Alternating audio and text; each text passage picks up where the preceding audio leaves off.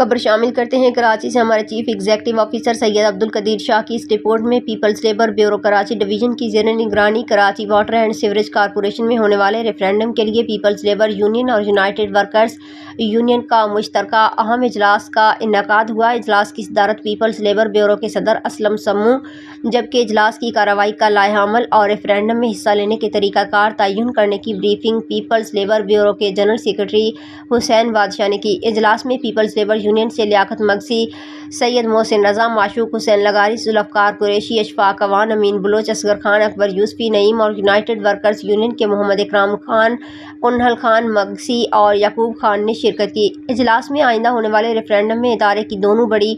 Union کا باہمی اتحاد کے ساتھ ریفرینڈم میں حصہ لینے کا لائحہ عمل طے کیا گیا، جس میں واٹر کارپوریشن کے ملازمین کو درپیش مسائل کے حل کے لیے ریفرینڈم 2025 میں پیپلز لیبر یونین بھرپور حصہ لے کر مخالفین کو محنت کشوں کی طاقت سے شکست فاش دے گی۔ پاکستان پیپلز پارٹی اور پیپلز لیبر بیورو کی حمایت یافتہ پیپلز لیبر یونین بھرپور طریقے سے میدان میں اترے گی اور محنت کشوں کے غصب شدہ حقوق کے حصول کے لیے اپنی تمام تر کاوشوں کو بروئے کار لا کر حل کرے گی۔ ادارے میں کسی محنت کش کے ساتھ زیادتی برداشت نہیں کی جائے گی اور بلا رنگ و نسل سب کی خدمت کو یقینی بنائیں گے۔